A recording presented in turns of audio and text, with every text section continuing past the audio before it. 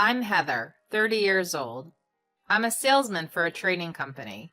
I have a 32-year-old husband, Ben, and two children, a small son and a daughter. My husband is a regular office worker who never does overtime. He picks up the kids from daycare after work and does the housework at night. However, my relationship with my husband has not been going well lately. I am often away from home on business trips because of my job. When my husband doesn't like it, and when I come home, he keeps complaining and we end up fighting. This has caused an awkward atmosphere in our marriage. I'm home. One night, I came home from a business trip. What took you so long? You've been busy, haven't you? I'm exhausted from taking care of the kids. My husband said to me suddenly. Don't complain like that. It's not like I'm going because I want to. Why don't you come home early sometime and play with the kids? They're always saying, "Mommy, Mommy," and looking for you. Even if you say that, I have to work. Before we got married, you told me you'd help me out with the kids while I'm at work.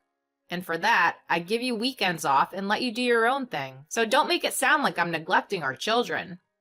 I'm not saying you're neglecting our kids. I'm just saying you need to focus a little more on your family.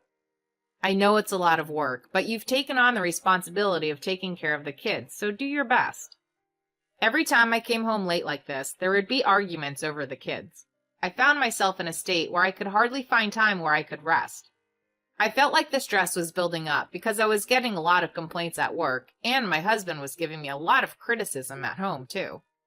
Then one day, I happened to be at home when I heard my husband's phone on the table beeping. I looked at it and saw a message that appeared to be from a woman. What is this? It wasn't a work call, was it? I just couldn't make out what it was. At the time, I didn't take it too seriously, thinking it was probably a call from a friend. Little did I know that this would later turn out to be a major incident, and I regret to this day that I should have questioned my husband at the time, so that my children would not have had to go through such a painful experience. In the midst of all this, I decided to go on a business trip away from home again. This time, it will be a long trip, 4 days and 3 nights. A meeting for a large project I was to take on was to be held at the headquarters of the client's company. It's a great opportunity for me to advance my career. Of course, I had told my husband in advance, but our relationship had cooled down and we were not talking much, so we had decided to ignore each other more often. Before I go on my business trip, I talk to my kids. I'm off to work hard, I tell them. Mommy, please play with us when you get home. I love Mommy because she always plays with us when she gets home from work. The kids can't seem to wait for me to come home. My children are my first priority, but to be honest, my husband's income is small, and we can't make a living without my hard work. It is this spirit of working for the children that makes me work so hard. When I return home, the first thing I'll do is play with my children. With this in mind, I headed for my business trip. The meeting at my business trip went smoothly. As a result of my passionate presentation, the client was satisfied with my proposal and gave me the go-ahead. When I reported the results to my boss, he praised me for a job well done. Now I could go home and see my children without any worries. Or so I thought. I was about to go home in the evening, exhausted, when I received a call on my cell phone. Hello? I'm from the daycare center, and your children has been absent for the past 4 days. Huh? I tried to contact your husband every day, but he just hung up the phone and said they were fine. I was a little worried, so I called you too. That's strange. My husband used to call me if the children had a fever or anything unusual. I tried to call him right away, but I couldn't reach him. I had a bad feeling. I hurried home. When I arrived home, I immediately noticed something strange. All the furniture had been moved out and the place was empty. Huh? What's happening? I entered the house, looked around the room, and was astonished. My children were sleeping together in an empty bedroom. No way. I immediately woke them up. Welcome home, Mommy. I'm hungry. They hugged me tightly. Where did that man go? I immediately took out my cell phone and called my husband, but no matter how many times I tried, I couldn't get through. I kept on calling and calling, and finally he answered. What? I heard my husband's sluggish voice. Don't what me? What the hell did you do? I don't understand how the house is empty and our kids were left behind. Where are you right now? Oh, I'm with my girlfriend in our new house. My husband says in a flat tone, like he's talking about the weather, like, yeah, it's raining today. I could feel my brain refusing to comprehend what he was saying. Girlfriend? A new house? He left the kids and went to be with another woman? Does that mean you cheated on me? I raised my voice and he sighed. Sure, you can say that. I'm not going back there. I can't take care of the kids anymore. I took the furniture out, but I left the kids there. What? My mouth was wide open, but no words came out. The cheating, the abandonment, this isn't just about what he did to me. This was unthinkable treatment to our children. They were left alone hungry and crying. Anyway, hurry up and come home. I'm trying to sleep. You're back from your business trip now, so you can take care of the kids. I felt like a blood vessel in my head had snapped. You've got to be kidding me! How can you say such a cold thing after leaving small children unattended? You can say what you want. I don't have to take care of those kids anymore. Bye. With that, my husband hung up the phone. Later, my daughter got a fever, so I took her to the hospital. I'm glad you came home early. I see. I was relieved when the doctor examined her. But why did your husband leave the children alone? The doctor asked me naively, but there was no way I could tell her that he left me and the kids and ran off to be with the woman he was cheating on me with. I just slurred my words and left the hospital. I was so angry that I wondered if there was any way I could blame my husband for his irrational behavior.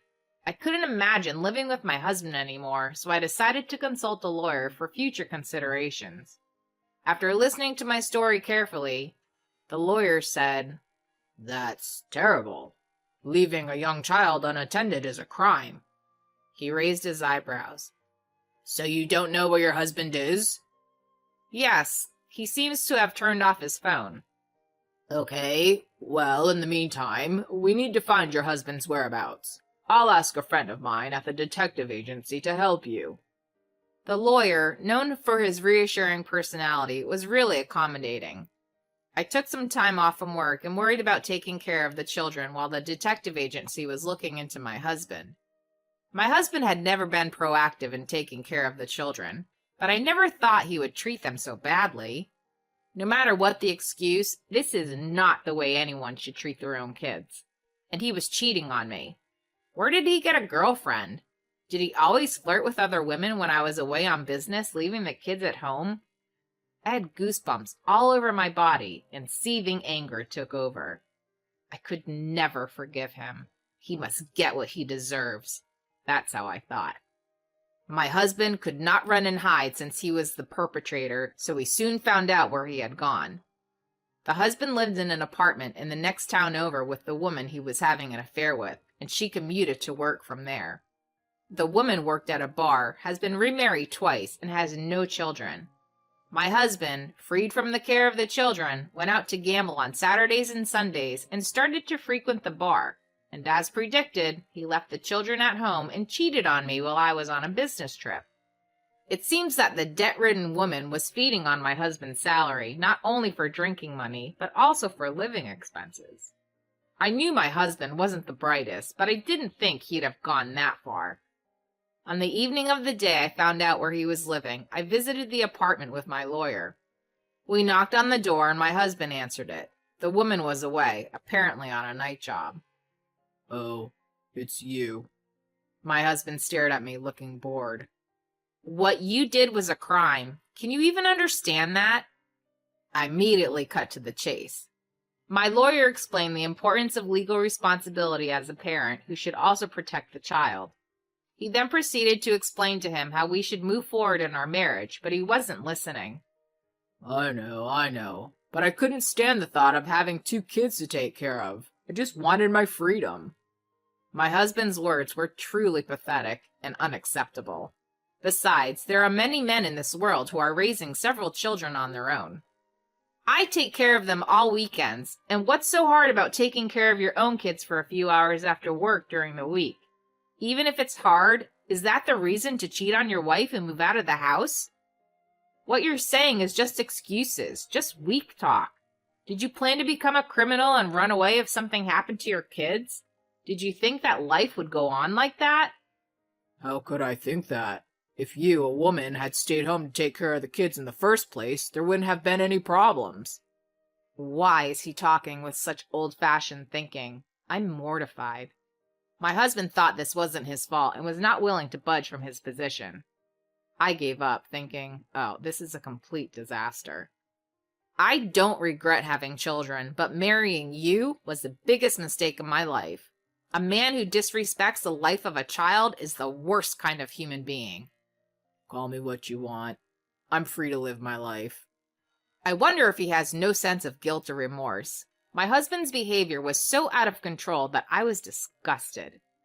My parents-in-law, shocked by the disappearance of their son, who had neglected their child and ran off with a woman, rushed to my place, got down on their knees, and apologized. It was not their fault, and I accepted their apology softly. It was my parents who were furious from the bottom of their hearts. Of course they were. What grandparents wouldn't be angry when their adorable children are left unattended for long periods of time? But I offered to take the heat for the whole thing and asked my parents to stand back. After talking it over with my lawyer, I decided to file a civil suit against my husband and the woman he was cheating on me with a view of criminal charges for neglecting my children. My husband refused to acknowledge the fact that he had committed a crime. At the trial, he admitted that he had left the children, but he evaded saying that he did not intend to put the children in danger. I stared blankly at the court proceedings. How could I have let this happen? I slowly thought back to the time when I met my husband. When we first got married, he was kind. He was a good man who respected my opinion, even if he was a bit of a pain in the ass. But after we got married and had a baby, his attitude changed. He did not like children, and I could not see the underlying problem. The trial didn't take long, and I won the case. Then the police got involved. My husband was questioned on charges such as protective custody, and because it was his first offense, the charges were dropped. However, this was a de facto conviction. I took this opportunity to ask my husband for a divorce, and we became strangers. I would never see him again. After that, my parents, who were worried about their grandchildren, came to visit us frequently. The children seemed to enjoy seeing their grandparents very much. It must have been so hard for you. I'm so glad they are safe. My mother looks back fondly. My father was still furious with my ex-husband. I also filed a claim against the woman with whom my husband had an affair. I wonder what she's going to do. She closed her bar and fled the apartment at night, and I don't know where she went after that.